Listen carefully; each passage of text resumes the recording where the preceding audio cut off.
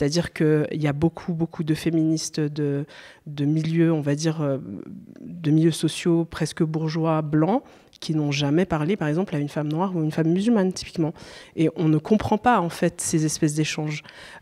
Et ce que la grève féministe a réussi à faire, surtout, je ne sais pas, pour les personnes qui ont été dans les plénières, en fait, nationales, c'est incroyable de voir des femmes déjà qui parlent toutes les langues nationales, voire plus, qui sont là en fait en train d'échanger sur une stratégie nationale avec des groupes qui viennent présenter des choses qui sont aussi des groupes de travail un petit peu sur des choses plus spécifiques. Et ça, c'est quelque chose qui est incroyable de voir en vrai, parce que ça a permis plus tard, maintenant en 2024-2025, quand on a des problèmes typiquement sur des nouvelles lois islamophobes dirigées contre les femmes musulmanes, moi je sais que je peux faire confiance totalement à mes sœurs au sein de la grève féministe, parce qu'en fait elles ont compris que en fait, les enjeux étaient grands, elles ont compris qu'en fait on était alliés et non pas ennemis, et elles ont compris que leur libération et la libération des femmes, par exemple des femmes musulmanes qui décident de porter un foulard, ou des femmes racisées ou autres, c'est le même chemin. Et ça, en fait, avant 2019, il n'y avait pas. Enfin, il y avait très peu, j'ai l'impression. Donc, franchement, je pense que ça, c'est aussi quelque chose qui n'est pas nécessairement visible sur les bulletins de vote, qui n'est pas nécessairement visible au niveau du gouvernement, mais qui est visible dans la rue.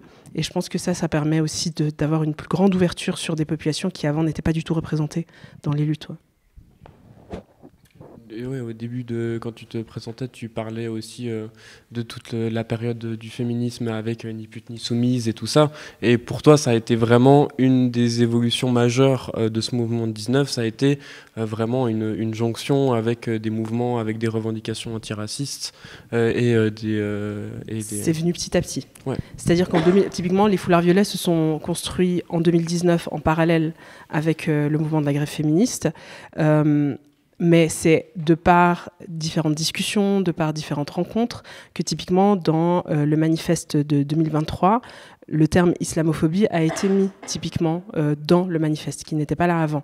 Mais ça, c'était un effort en fait d'interconnaissance et de discussion, et aussi de stratégie politique et sociale et de lutte en fait qui a été fait. Mais disons que l'espace de cette grève féministe nous a permis justement d'amener des thématiques qui avant étaient mises en fait dans le noir, et elles étaient vraiment balayées sous le tapis, et en fait il fallait qu'elles restent sous le tapis, et ça la grève féministe nous a permis en fait de sortir justement de l'ombre. Donc merci. Peut-être pour continuer un peu sur l'avancée de la discussion, on peut aussi se poser la question avec ce mouvement de 19, en fait, qu'est-ce que ça a été l'aboutissement en fait de ce mouvement au global? Quel bilan on en tire? Ça a été quoi les forces en présence, les limites aussi de cette grève-là? Je sais pas si... Cette fois, je commence. Les limites, je pense qu'elles ont déjà été un peu posées et abordées. Et moi, on peut faire un bilan intermédiaire, mais encore une fois, c'est surtout pas le moment de faire un bilan de l'aboutissement de ces luttes, parce qu'on risque de rester sur quelque chose un peu amer comme ça. Oui, bon, ben voilà, maintenant on se ramasse en plein des forces antiféministes.